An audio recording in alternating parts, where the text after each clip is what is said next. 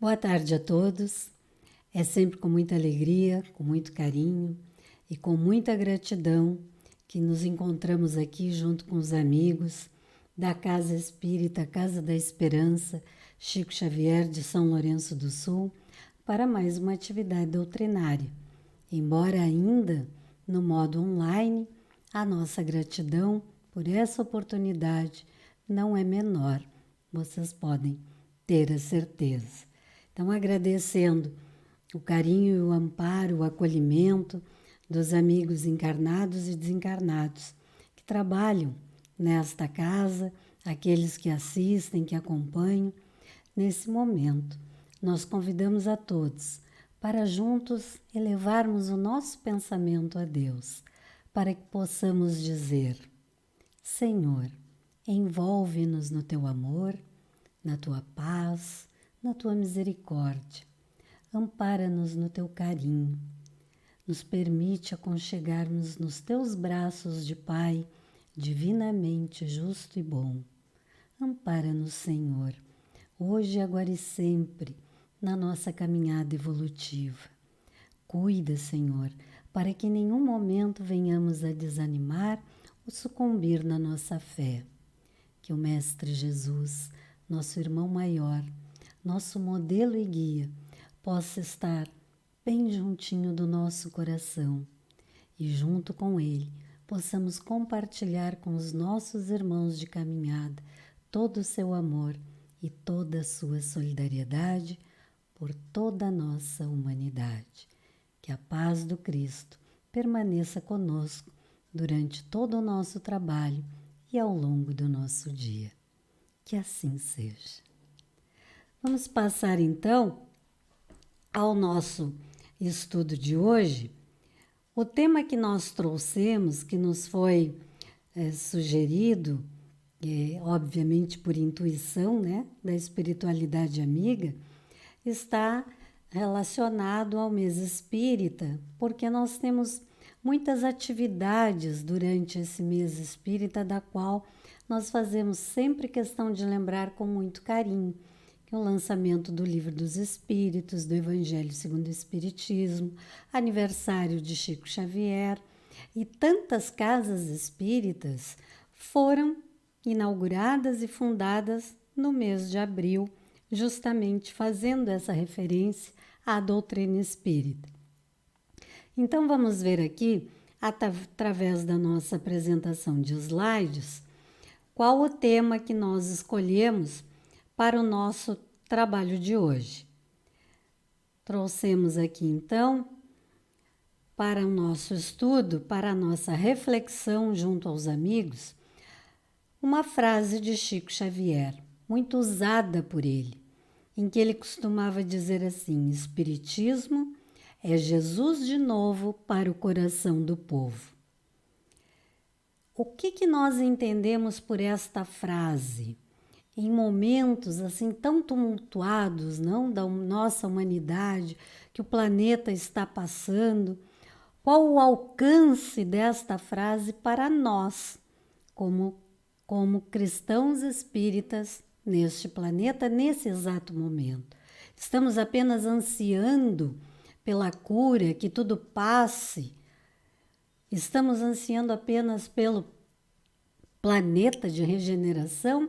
Ou estamos cumprindo, aproveitando a oportunidade em que tantas casas espíritas, tantos centros religiosos de todas as diversas filosofias religiosas, de todos os segmentos, se encontram, em sua maioria, fechadas? Será que nós estamos aproveitando essa oportunidade para colocarmos em prática aquilo que nós aprendemos, estudamos sob a doutrina espírita, sob discípulos de Jesus, sob seus trabalhadores, sob sermos os seus fiéis seguidores?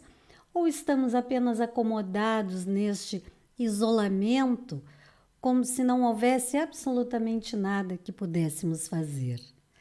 Vamos ver por que, no nosso entender, esta frase, dita e repetida várias vezes por Chico Xavier, vai além de um conselho dado por ele, mas o envolve de tal maneira que nos desperta a curiosidade da intensidade, da profundidade que existe nesta frase.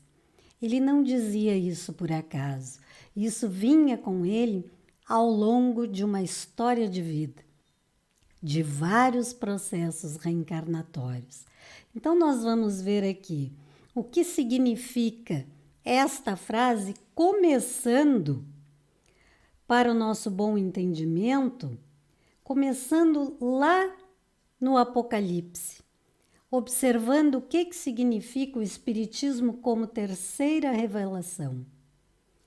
Vamos ver o que nós acabamos encontrando aqui nos nossos estudos. Nós vamos ver assim, no Apocalipse 1, capítulo 1, versículo 1, diz assim: o Apocalipse de Jesus Cristo, que Deus lhe deu para descobrir aos seus servos as coisas que cedo deve acontecer, e que ele manifestou enviando-as por meio do seu anjo e seu servo João. Então vejam, Jesus já falava e considerava João, seu anjo e seu servo, João Evangelista, o seu apóstolo amado, o médium de Jesus, a quem Jesus teve o cuidado de escolher para receber este importante episódio, este importante capítulo do Novo Testamento. E no Apocalipse 22, versículos 6 e 7, ele vai dizer assim: outro sim me disse, estas palavras são muito fiéis e verdadeiras, e o Senhor Deus dos Espíritos, dos profetas, enviou o seu anjo para mostrar a seus servos que as coisas devem acontecer dentro de pouco tempo. Vamos entender aqui essa brevidade, o que significa esse tempo. E no versículo 7 ele diz assim: eis que venho em breve. O que isso significa? Por que colocamos esse espelhamento aqui do Apocalipse? Já vamos entender. No livro Apocalipse, o Espiritismo no Centro da Grande Revelação, por Marco Paulo Denuti de Espírito, na parte 2, que traz os comentários, nós fizemos o excerto da parte 2, subtítulo 1, Comentários ao Apocalipse. E ele vai dizer assim, em relação a este espelhamento do Apocalipse 1 e o Apocalipse 22. Tudo isso converte para um evento principal, o advento do Espiritismo. Logo, o tempo futuro a que se refere Apocalipse 1, versículo 1, é também o período reservado para a ação do Espiritismo tradicionalmente denominada Dia do Senhor. Então vejamos assim, esse espelhamento divulga mensagens convincentes, nos explicando a fase de renovação da humanidade, que vai passar por todos esses períodos e aquelas primeiras tribulações faladas no Apocalipse já aconteceram. E sob a ótica da cronologia humana, a brevidade comentada aqui no Apocalipse 22, versículo 7. Em breve voltarei. Encontra-se uma certa distância, essa brevidade, da existência carnal do médium João. Referente ao retorno de Jesus, esse espelhamento. O que significa isso? O retorno de Jesus nada mais é do que o advento do Espiritismo, quando ele começa. Então, por isso que ele diz, referente ao retorno de Jesus, que traz o duplo sentido do advento do Espiritismo e da efetiva concretização dos ensinamentos do Mestre. Então, essa brevidade fazia referência ao período em que o Consolador prometido chegaria na Terra. E esta revelação iria transformar a humanidade.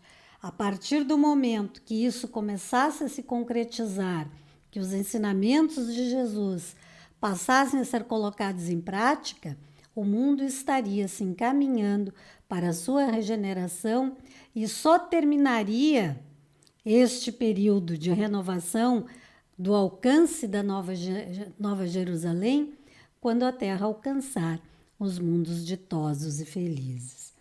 Então, por isso que nós vamos compreendendo o que significa Espiritismo é Jesus de novo para o coração do povo.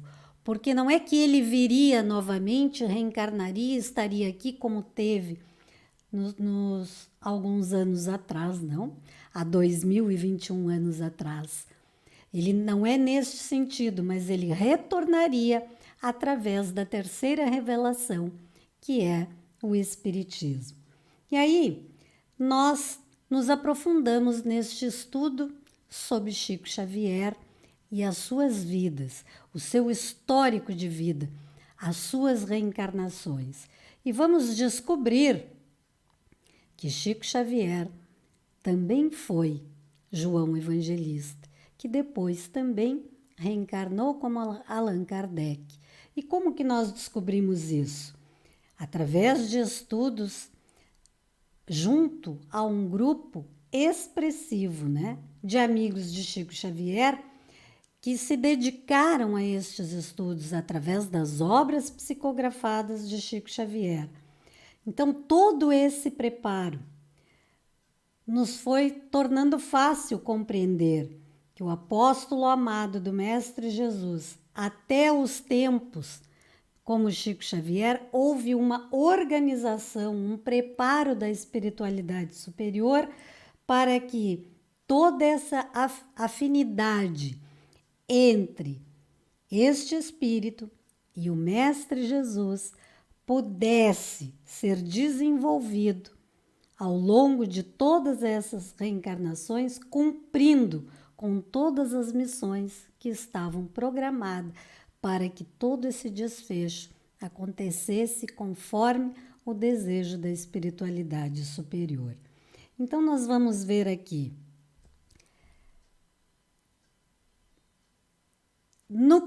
em João, no Evangelho de João Evangelista, capítulo 14, nos versículos 15, 16 e nos seguintes também, que Jesus anunciava a vinda do Consolador prometido. E como não existe coincidência também em nada, nós vamos entender que esta citação só aparece no Evangelho de João. Então, nós temos ali João, a figura de João Evangelista, e ao lado Allan Kardec, que viria, para este compromisso de nos revelar, trazendo Jesus de novo para o coração do povo. E ele diz assim: se me amais, guardai os meus mandamentos, e eu rogarei ao Pai, e ele vos dará outro Consolador, para que fique eternamente convosco. Então, nós vamos pensar assim: João, como apóstolo, escreve os seus textos evangélicos, nos revelando a vinda de outro Consolador, que foi anunciada pelo Mestre. Depois, ele recebe como médium de Jesus o Apocalipse, confirmando, através da terceira revelação, que Jesus estaria de novo conosco, mas não fisicamente, sim através do Espiritismo, que é a terceira revelação. E aí nós vamos encontrar a confirmação dessas citações através de Emmanuel, no livro Deus Conosco, da psicografia de Chico Xavier, lá no capítulo 29, que fala sobre o discípulo amado. Então diz assim: mensagem psicografada por Chico Xavier na União Espírita Mineira em sessão comemorativa ao desenlace de Allan Kardec, realizada a 31 de março de 1938. E Emmanuel vai dizer assim: meus amigos, muita paz. As vossas preces de amor se elevam ao infinito em volutas divinas, estabelecendo o caminho claro e suave para as grandes revelações do sentimento e da fé. A personalidade do discípulo amado de Jesus, que foi Allan Kardec, foi lembrada por vós com as mais doces comemorações. Ou seja, Emmanuel confirma que o apóstolo amado, discípulo amado de Jesus, era a reencarnação de Allan Kardec. E nós vamos encontrar outra confirmação de Emmanuel no livro A Caminho da Luz. Está lá no capítulo 22, que fala sobre a Revolução Francesa, e o excerto é do item 7, que fala de Allan Kardec. E Emmanuel diz assim: apelos ardentes são dirigidos ao Divino Mestre pelos gênios tutelares dos povos terrestres. Assembleias numerosas se reúnem e confraternizam nos espaços, nas esferas mais próximas da Terra. Um dos mais lúcidos apóstolos, discípulos do Cristo, baixa ao planeta, compenetrado de sua missão consoladora. E, 2 meses antes de Napoleão Bonaparte sagrar-se imperador, obrigando o Papa Pio VII a coroá-lo na igreja de Notre-Dame, em Paris, nascia Allan Kardec, aos 3 de outubro de 1804, com a sagrada missão de abrir caminho ao Espiritismo, a grande voz do Consolador prometido ao mundo pela misericórdia de Jesus Cristo. Então vamos ver um único Espírito com várias missões, trazendo este Jesus de novo para o coração do povo, trazendo o Consolador para nos revelar, diminuir a distância entre o mundo dos encarnados e o mundo dos desencarnados, recebendo as mensagens, concluindo que, de fato, havia mais mistérios entre o céu e a terra do que nós pudéssemos imaginar. E confirmando aquilo que Jesus disse quando aqui esteve: se não tens condições de conhecer as coisas da terra, como queres conhecer a do céu? Espera, tudo no tempo certo. E então ele nos envia o Consolador prometido, confirmando aquilo que ele havia dito, que está no Evangelho de João, e aquilo que ele colocou também no Apocalipse, para que nós pudéssemos entender o que significaria esta terceira revelação e o que significaria: em breve estarei convosco novamente. Então nós vamos entender assim, que estas considerações primeiras são de vital importância para que se conheça e compreenda por que os estudos realizados nos convergem para a confirmação de Chico Xavier e Allan Kardec serem o mesmo espírito. Quando em obras póstumas nós vamos encontrar o próprio Kardec, não, falando do seu retorno.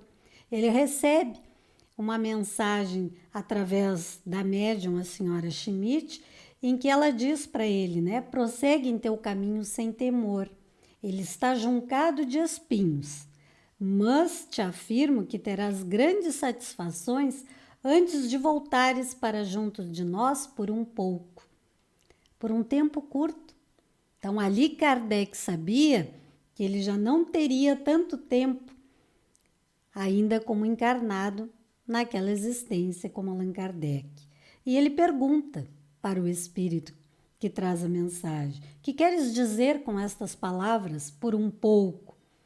E ele explica: não permanecerás longo tempo entre nós, terás que volver à terra para concluir a tua missão. e não podes terminar nessa existência. Se fosse possível, se houvesse a possibilidade, ele daqui jamais sairia. Mas é preciso que se cumpra a lei da natureza. Ausentar-te-ás por alguns anos, e quando voltares, será em condições que te permitam trabalhar desde cedo. Aí nós vamos lembrar, não? De Chico Xavier começando as suas tarefas ainda bem jovem. Será em condições que te permitam trabalhar desde cedo. Entretanto, há trabalhos que convém que os acabe antes de partires. Por isso, dar-te-emos tempo que for necessário para concluí-los. E Kardec bota uma nota em Obras Póstumas dizendo assim: calculando aproximadamente a duração dos trabalhos, a minha volta deverá ser forçosamente no fim deste século ou no princípio do outro. Então, Chico Xavier nasce a 2 de abril de 1910, obviamente, no século XX, não? E aí nós vamos ter da família de Eurípides Barçanufo, tio de Eurípides Barçanufo, tio Luizinho, revela, na hora em que Chico Xavier estava nascendo em Pedro Leopoldo, eles estavam reunidos na fazenda de Santa Maria, em Sacramento, estavam reunidos e o tio Luizinho vai e diz assim para todos que ali estavam: Allan Kardec acaba de reencarnar em Pedro Leopoldo. Então há vários depoimentos, há vários vídeos da própria família de Eurípides Barçanufo, a dona Igorina Cunha, que fez todo aquele desenho da cidade de Nosso Lar, não a cidade espiritual de Nosso Lar, todos eles confirmando Chico Xavier como a reencarnação de Allan Kardec. Então, meus amigos, para nós não há nenhuma dificuldade de reconhecer isso, mas obviamente, respeitamos aqueles que pensam ao contrário. E aí nós trouxemos aqui apenas uma observação. Esta capa deste livro que está aparecendo no slide, A Caminho da Luz, é capa da 3ª edição. É uma das poucas que trouxe esta capa. Ela não fica muito nítida porque é um livro mais antigo, mas era uma das mais bonitas que foi colocada para este livro. E obviamente traz o livro na sua origem, né? Na sua essência. Aqui ainda não se havia descoberto as tantas adulterações que foram feitas na obra de Chico Xavier depois de uma determinada data. E baseado nestes depoimentos e neste retorno de Jesus para o coração do povo através do Espiritismo, nada melhor do que este apóstolo amado de Jesus, não? Então o seu Adelino da Silveira, amigo do Chico, lança o livro Kardec Prossegue, com estes depoimentos dos amigos, que em cidades diferentes, em localidades diferentes do mundo, reconheciam Chico Xavier ser a reencarnação de Allan Kardec. Mas como que Chico algumas vezes disse que teria sido uma mulher na última reencarnação? Por que algumas vezes Chico não falava sobre o assunto? Porque, obviamente, Emmanuel e a espiritualidade que trabalhava com ele sempre orientou que ainda não era a hora de que este assunto viesse à tona, viesse à baila, que esperasse. A hora certa iria chegar para que não houvesse prejuízo da sua missão. E aqui, neste livro, quando o seu Adelino da Silveira, este que está aí na foto ao lado de Chico Xavier, aqui é uma foto dele mais jovem, né? Ao lado do Chico, ele leva este livro para o Chico revisar, porque, como ele mesmo diz, ele não ousaria falar sobre isso sem autorização de Chico Xavier. Ele jamais colocaria palavras na boca de Chico Xavier que Chico não tivesse dito. Então, ele levou o livro para o Chico revisar, deu autorização para que o livro fosse publicado. Esta é a segunda edição do livro, certo? Na primeira edição, quando o livro foi publicado, foi 11 anos antes da desencarnação de Chico Xavier. Então, o Chico nunca desmentiu o que estava no livro. E uma das passagens que chama atenção no livro é no capítulo Entrevista, da entrevista que Adelinda Silveira concedeu ao Dr. Hamilton Bassi. Está na página 131 deste livro. Então, o Chico Xavier, vou mostrar para vocês aqui,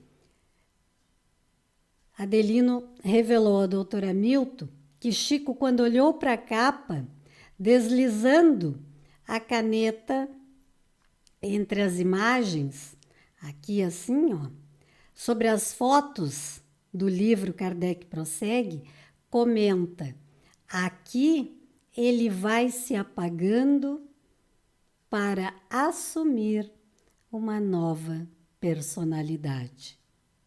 Então, creio eu que não há nenhum outro testemunho que nós possamos acreditar mais, tê-lo mais como verdade do que o próprio Chico. Chico não tinha meias palavras. Se ele não concordasse com essa teoria, com este estudo, com essa tese, ele jamais teria permitido que esta obra fosse divulgada. Ele não iria permitir.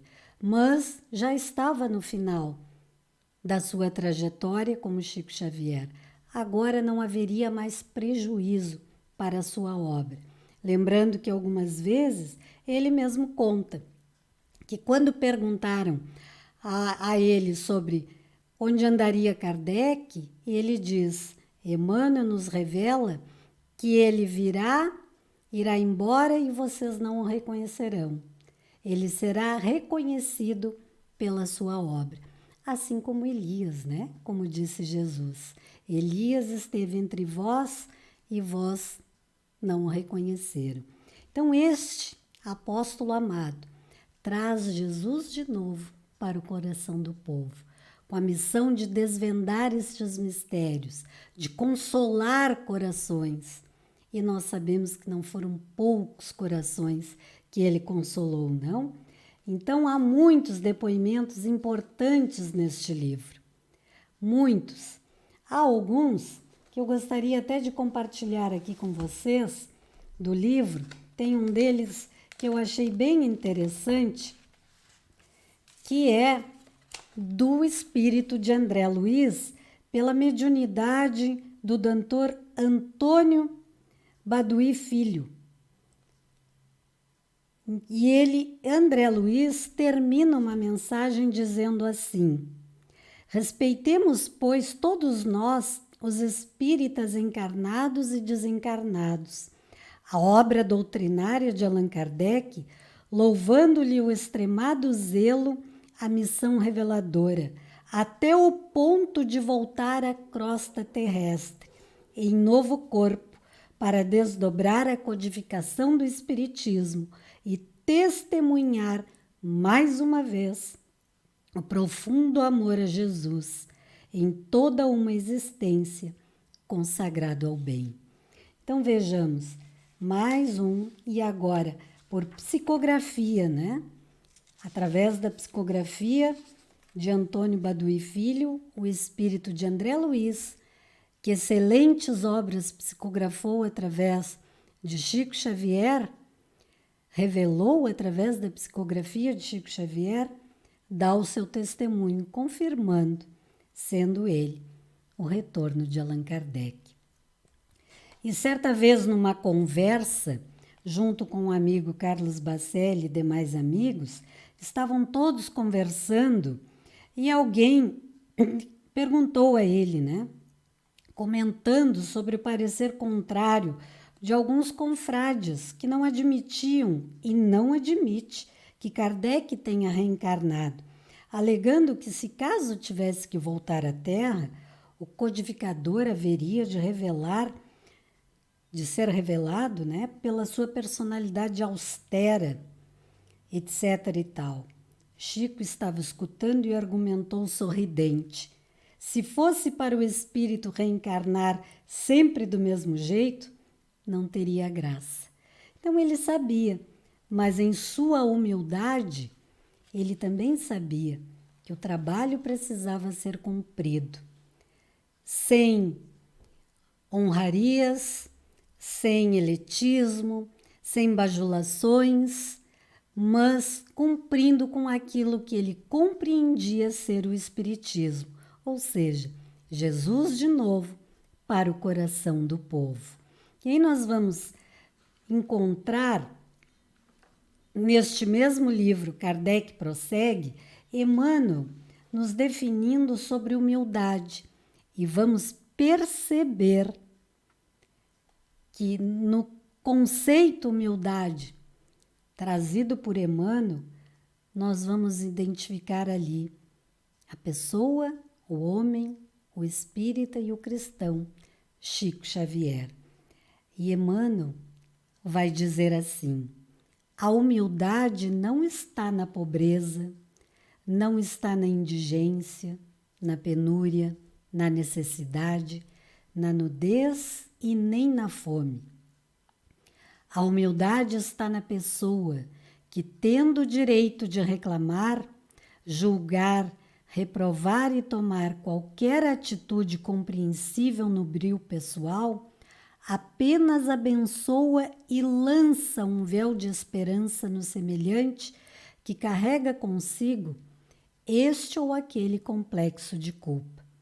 De vez que todos nós, os espíritos encarnados na Terra, sem exceção, sempre trazemos voluntariamente ou não a viva lembrança de faltas que se ocultam em nossos melhores sentimentos.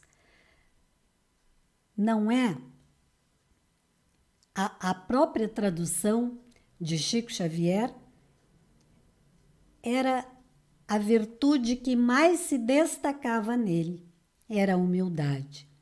Sendo quem foi, estando lá juntinho de Jesus, sendo seu apóstolo amado, voltando como o nosso Allan Kardec, se colocava sempre de forma humilde.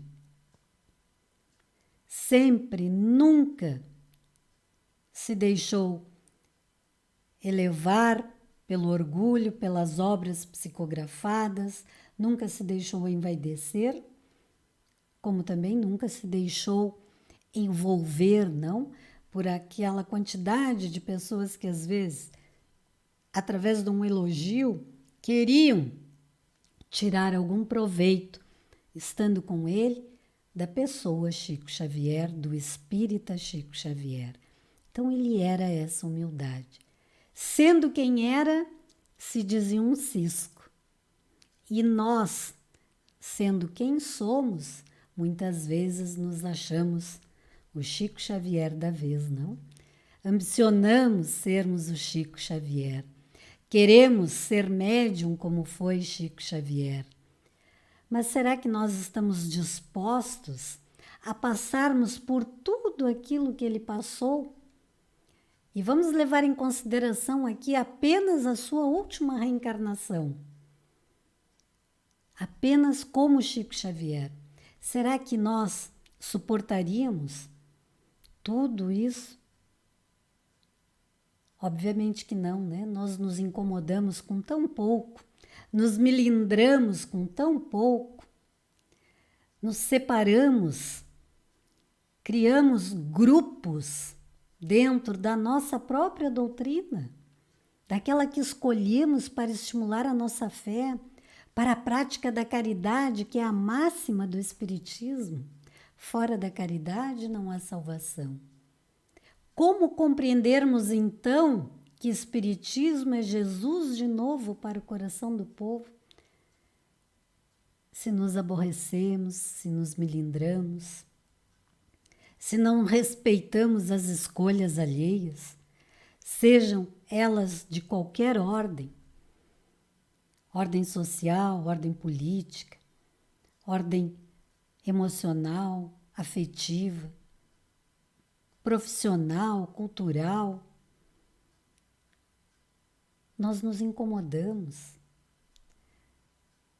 Não somos capazes de colocarmos em prática o conceito máximo deixado por Jesus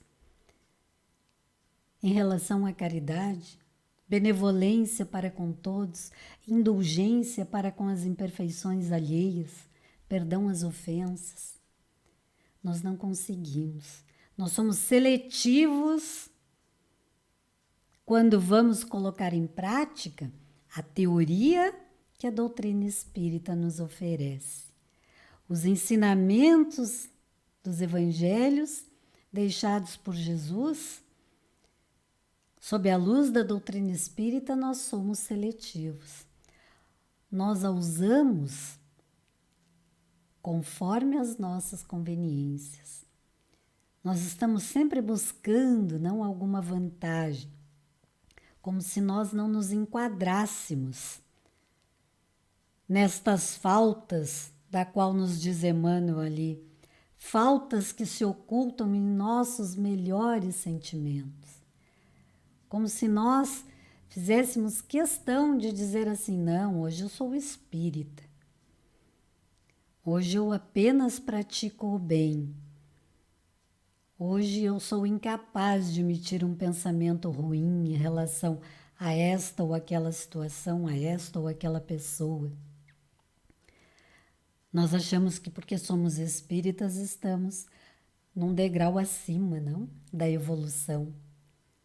Tenhamos a certeza que o conhecimento da doutrina espírita nos faculta uma diferenciação, sim, mas não para nos considerarmos melhores ou superiores, mas sim no intuito de que quanto mais nos é dado, mais nos será cobrado. Essa é a diferença que faz que nós, como espíritas, estejamos observando como nós estamos agindo como espíritas, para que não sejamos cobrados de forma dobrada.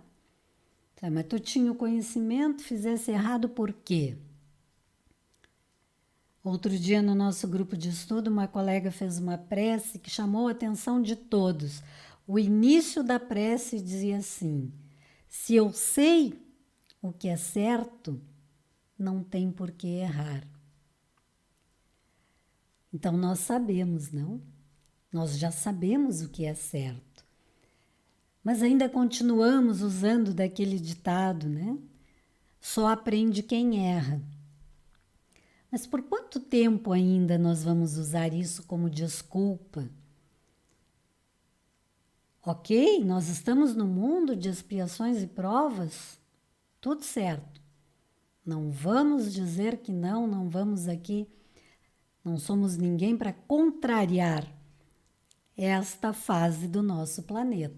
Estamos aqui no mundo de expiações e provas. Estamos aqui para aprender. Mas o quanto de conteúdo nós vamos precisar assimilar para compreender que nós já podemos acertar acertando, fazendo o que é certo e não esperando para sermos cobrados lá adiante. Já temos alguma noção, pela nossa inteligência que nos foi dada, que nos foi concedida, pelo nosso desenvolvimento intelectual, já fomos obtendo alguma autonomia que é proporcional no nosso livre-arbítrio.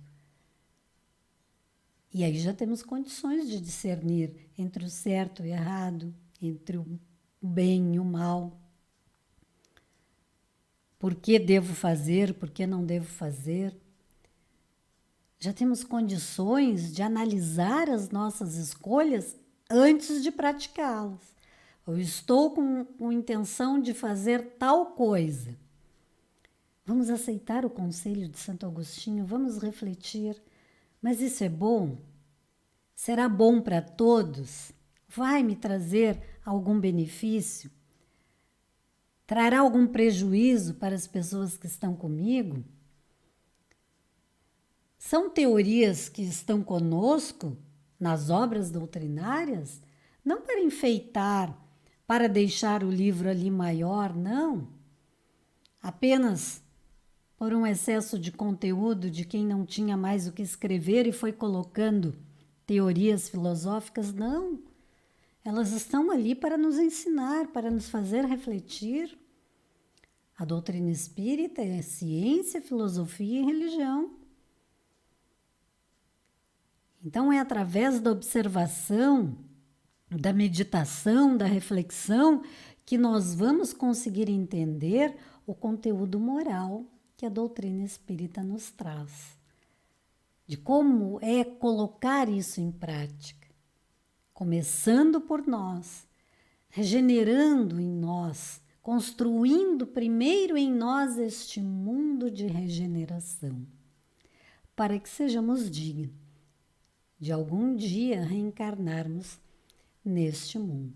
Mas ainda temos uma caminhada, não? Temos uma longa caminhada pela frente. Mas para vencer cada uma delas é necessário que interiormente nós saibamos ir separando o joio do trigo. Que nós saibamos iluminar os nossos sentimentos, porque esse sentimento será a forma do nosso pensamento que irá ser construído na nossa ação. Então, um irá interferir no outro. Então, quando nós estimulamos os bons sentimentos, quando nós somos capazes de entrarmos no nosso quarto e orarmos e conversarmos com Jesus, nós vamos descobrir que existe toda uma espiritualidade cuidando de nós, nos intuindo naquilo que há de melhor. Mas quem nós estamos dispostos a ouvir? Aquele que está nos dizendo, não, bobagem isso, pega o caminho mais curto. Tenta tirar alguma vantagem dessa situação. Não é nada tão grave assim. Todo mundo faz, não é? E aí a gente, por um minuto, a gente cede. Porque tem tanta coisa acontecendo no mundo que ninguém irá perceber se eu dei uma falseada no caminho, né? Se eu tropecei ali, se eu resolvi me desviar do caminho reto, ninguém irá perceber, o mundo está tão conturbado. Mas há uma nuvem de testemunhas que nos cerca. E há algo muito maior em nós, onde estão guardadas as leis divinas imutáveis, que se chama consciência. Então, quando daqui partirmos, estivermos lá do outro lado da vida, nós vamos olhar para nós mesmos e vamos pensar assim: o que eu fiz? Agora não dá tempo, não posso voltar, não tem como mudar. É daqui para frente. E aí nós vamos pedir outras condições, não? Para tentar passar novamente por aquela tentação e não ceder. Claro que às vezes nós temos atenuantes, temos agravantes, e tudo possa até ser resolvido, porque também no mundo espiritual nós evoluímos, não ficamos estagnados. Mas nós sabemos a diferença entre o que é certo e o que é errado. Então, se temos a consciência do espírita que somos, do cristão que somos, nós sabemos como trazer e compartilhar Jesus de novo para o coração do povo. Essa expressão tão significativa, que Chico Xavier repetia tantas e tantas vezes, que vivenciou isso mais do que ninguém, não se deixando envolver pelo orgulho, pela vaidade, mesmo tendo consciência de quem era e do porquê que aqui estava. Quando perguntavam a ele sobre o elitismo no movimento espírita, ele repetia esta frase: que nós iríamos lamentar o que estávamos fazendo com o espiritismo toda vez que nessas ações estávamos retirando Jesus do espiritismo. Então, ele dizia: espiritismo é Jesus de novo para o coração do povo. Para que nós refletíssemos, para nos sacudir. E aí todo mundo acha tão bonito, não, o que o Xavier dizia, todo o seu trabalho, que ele deixou mais de 500 livros psicografados, contando com as obras póstumas que estão sendo publicadas, as obras que ele deixou que estão sendo publicadas depois do seu desencarne, né? Então, meus amigos, se nós sabemos e admiramos tanto, sem idolatrias, mas admiramos a postura deste homem, desse apóstolo do amor, por que que nós muitas vezes nos conveniamos, nos aliamos àqueles que estão buscando fazer do espiritismo um espetáculo, não? Que buscam autopromoção com a doutrina espírita. Nós não precisamos perder a amizade com ninguém, não, em hipótese alguma. Apenas não precisamos também sermos coniventes com aquilo que não combina com os ensinamentos de Jesus. E aí, para a nossa mensagem final, nós trouxemos um texto de Emmanuel do livro Doutrina de Luz, que são alguns excertos, porque ele é um texto muito grande, não? Que ele fala sobre o Evangelho em ação, direcionado especificamente para os espíritas no Brasil. Para os espíritas da pátria do mundo, coração do Evangelho.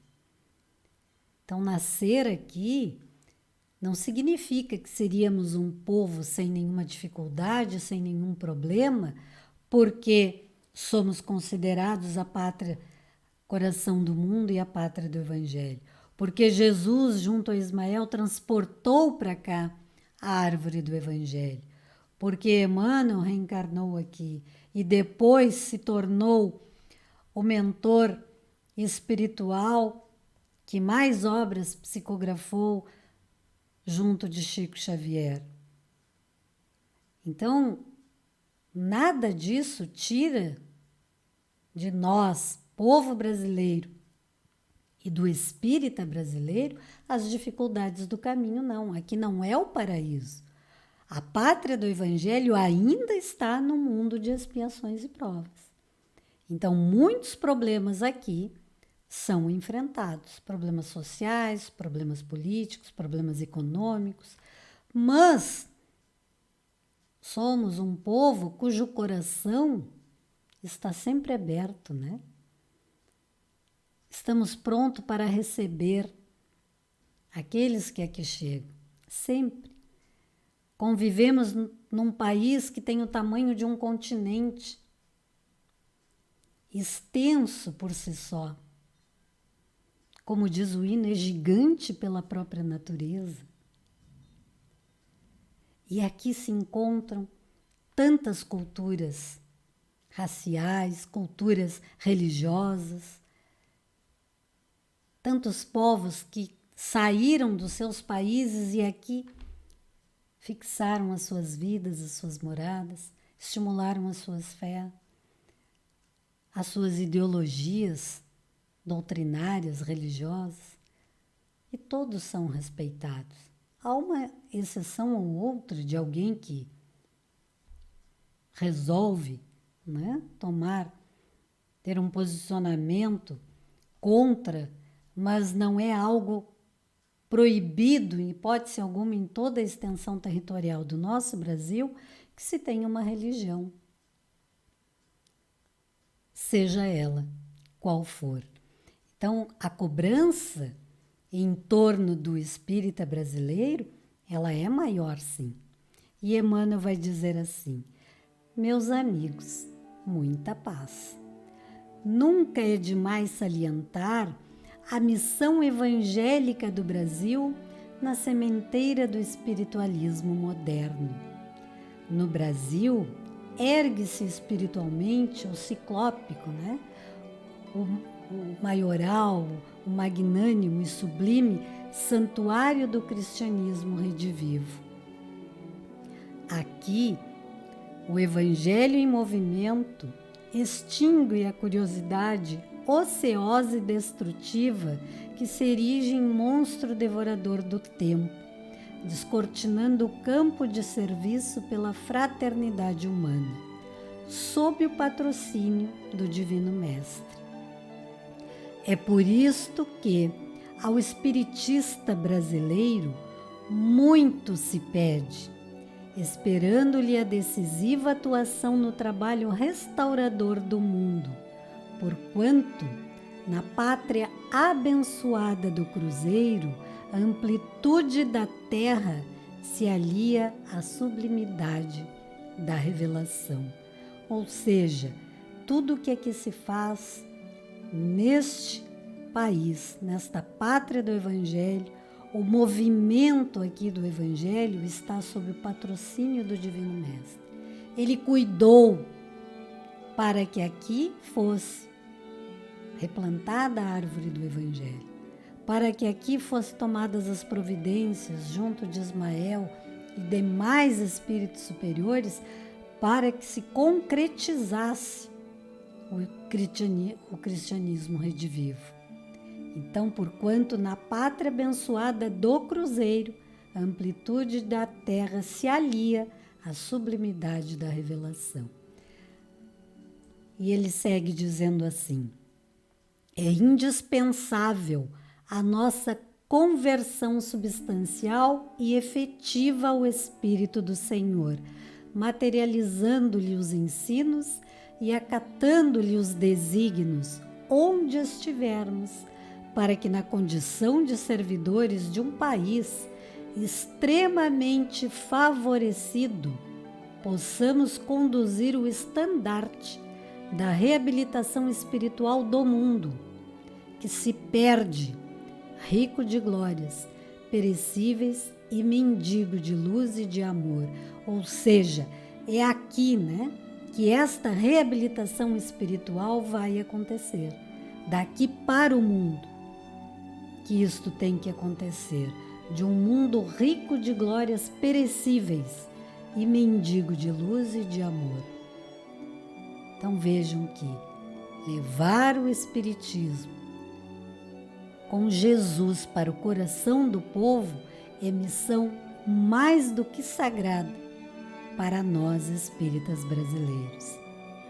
Esperando que a paz do Mestre permaneça impressa em vossas vidas, que devem traduzir mensagens cristalinas e edificantes do seu Evangelho Salvador, terminamos invocando-vos a cooperação em favor do mundo melhor.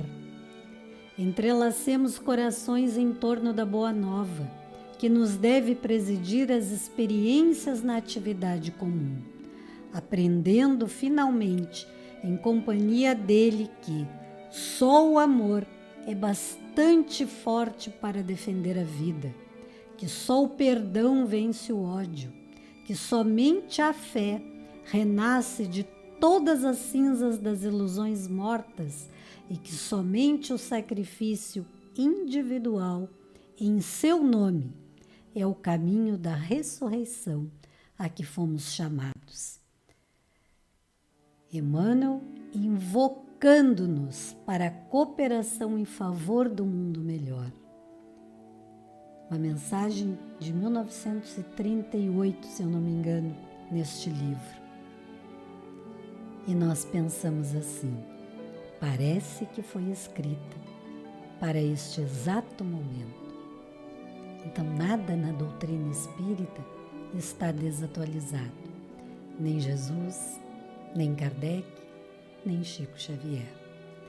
E ele vai finalizar nos dizendo assim: unamo-nos desse modo não apenas em necessidades e dores, para rogar o sustento e o socorro da misericórdia divina, mas estejamos integrados na fraternidade legítima, a fim de que não estejamos recebendo em vão as graças do céu, convertendo nossas vidas em abençoadas colunas do templo espiritual de Jesus na terra. Olha aí, a confirmação da terceira revelação, a confirmação de que Jesus voltaria, colunas do templo espiritual de Jesus na terra. Por isso trouxemos lá o espelhamento do Apocalipse, trouxemos o esclarecimento através da obra Deus Conosco, a Caminho da Luz, o que tudo isso significava, para podermos explicar o que Chico queria dizer com Espiritismo é Jesus de novo para o coração do povo. Colunas do templo espiritual de Jesus na terra, portadores devotados de sua paz, de sua luz, de sua confiança e de seu amor. Realizem outros as longas incursões do raciocínio através da investigação intelectual, respeitável e digna, no enriquecimento do cérebro do mundo, e aproveitando-lhe o esforço laborioso no que possuem de venerável e santo, não nos esqueçamos do Evangelho vivo em ação. Ou seja, é importante as excursões do raciocínio, a investigação intelectual, ela é respeitável e digna, como diz Emmanuel.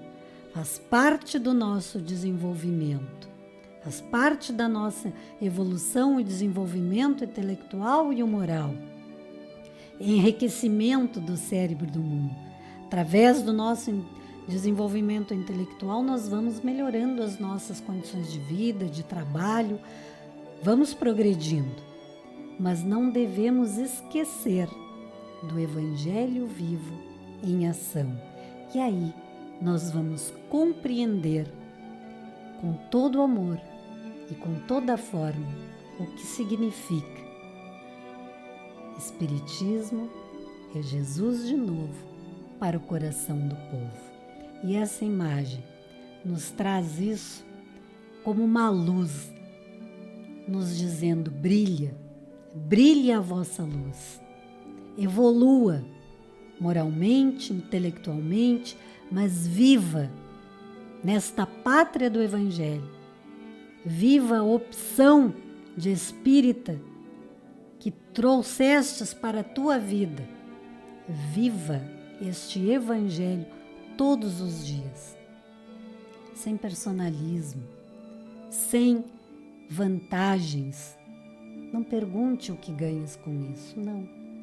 Apenas deixe que Deus te conduza nessa tarefa, que Jesus te ilumine sendo modelo e guia, e que Chico Xavier possa te servir de inspiração, de exemplo, para que, sendo espírita todos os dias, através da tua postura, as demais pessoas ao teu entorno possam olhar e dizer: ali se vê Jesus em ação. Ali nós encontramos, naquele espírita, nós encontramos Jesus atuando. Nós encontramos ali o Espiritismo sendo Jesus de novo para o coração do povo. E como diz o nosso amigo Adelino da Silveira, no seu poema, de Apóstolo do Amor, ele diz assim, em relação a Chico Xavier: de sua boca jamais se ouviu uma palavra de pessimismo, ódio, condenação ou revolta. Sofreu sem reclamar. Trabalhou até exaustão, perseguido, caluniado, agredido, prosseguiu amando e servindo. Entre lágrimas e sacrifícios, resistiu 92 anos de massacre. com a mesma paciência e serenidade dos primeiros seguidores de Jesus.